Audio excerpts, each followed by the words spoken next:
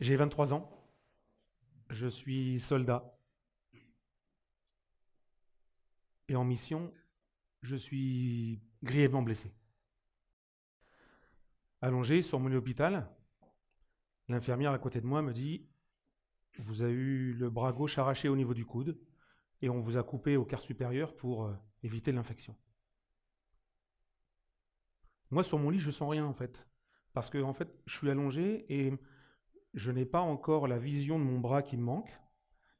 Et en fait, quand vous avez une amputation de membre, vous avez ce qu'on appelle le membre fantôme, un membre qui existe dans votre schéma corporel et schéma au niveau du cerveau, mais qui n'existe plus physiquement.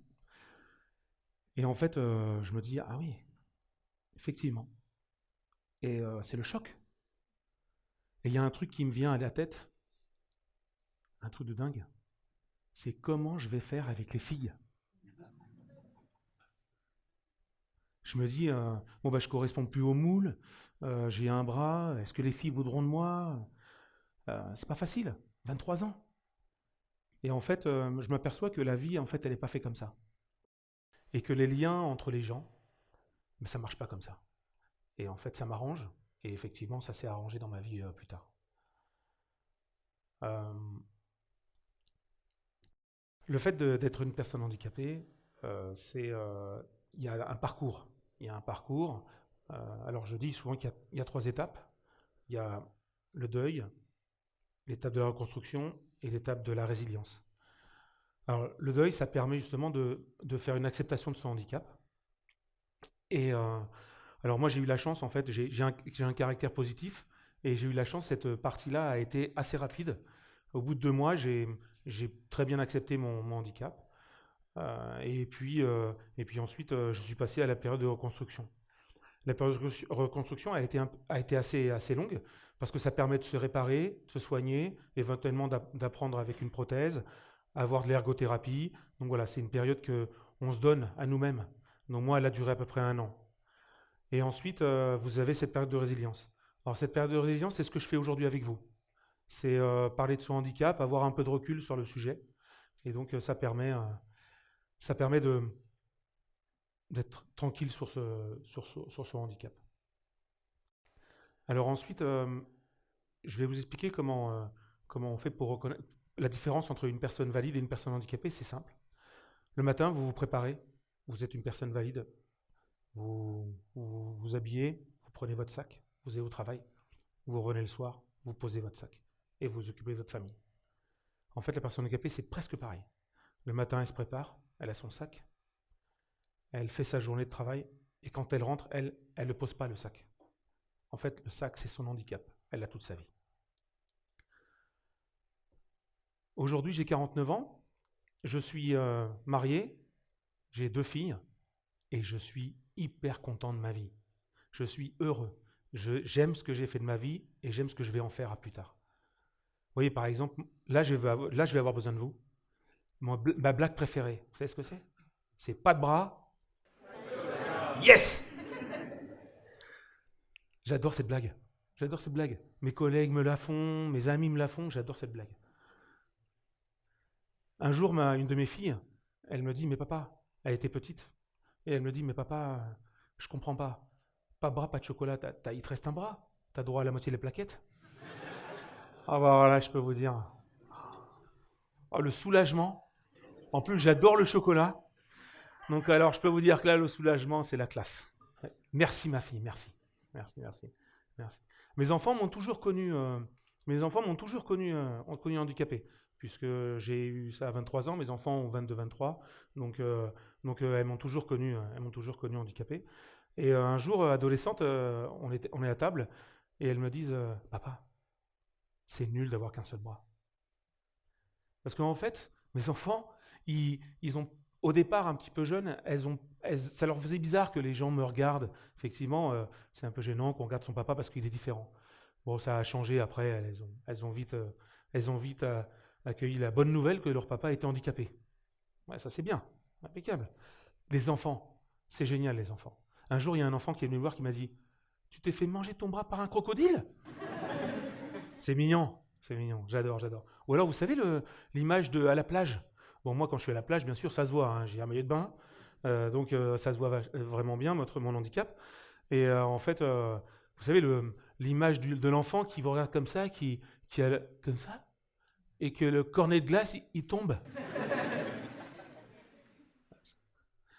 Mes amis, quand ils m'ont connu, bien sûr, ils m'ont connu avec mon handicap, mais depuis, ils oublient, quoi. Ils oublient. Par exemple, euh, quand il y a un déménagement, par exemple, bah, devinez, je fais partie de la liste des déménageurs, moi. Eh ouais. Bon, Olivier, tu porteras les cartons, hein.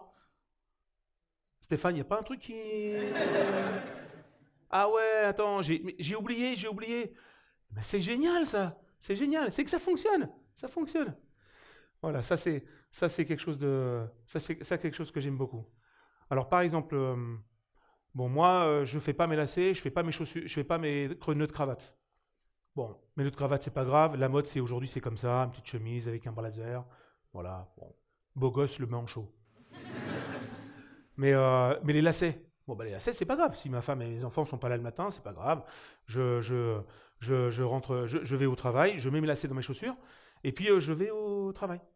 Et là, je fais faire mes lacets par mes collègues. Donc, bon, je demande à mes collègues, donc je présente le premier pied, et puis mon collègue, il me fait mes lacets, et puis il s'en va. Non, je lui dis non, un bras et 2 pieds. Que ça soit correct. Donc, il revient, il fait bah ouais, mais excuse-moi. Non, mais c'est pas grave, c'est pas grave. Ne t'inquiète pas, ne t'inquiète pas. Il y a un truc dans la vie qui est terrible, qui est extraordinaire, qui est terrible et extraordinaire, c'est que quand mes enfants étaient toutes petites, pour leur changer la couche, mais elles ne bougeaient pas. La vie est bien faite. Je pense que les enfants, en fait, ils se rendent compte que leurs parents sont handicapés, s'ils le sont, et les enfants ne bougent pas. Quand c'était de nouveau une autre personne, ah ça y est, ça... Mais moi, ça ne bougeait pas. Ah par contre, ça ne m'a pas empêché de me faire pipi dessus. Hein. Non, ça, le handicap n'empêche pas de se faire pipi dessus. Donc ça c'est sûr, ça ne marche pas. Voilà. Et, euh, et c'est quelque chose d'extraordinaire, hein. C'est quelque chose d'extraordinaire, le handicap. Bon, alors, la vie, on la connaît, elle est injuste, hein, ça serait si elle était juste. Bon, moi je suis chauve. Donc, donc en fait la vie de personne handicapée, elle est pas toujours facile. Des fois ça se passe bien, des fois ça se passe pas bien.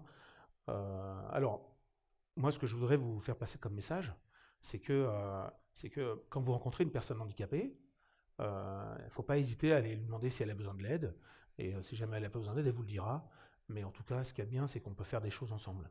Et ça permet de partager les choses. Ça, c'est intéressant. Effectivement, il y a un souci. La langue française. J'ai un petit souci, moi, avec la langue française. Je vais me laver les mains. Ah, il y a un truc qui ne va pas là. Par contre, si je vous dis je vais me laver la main, ouais, c'est moche. Hein.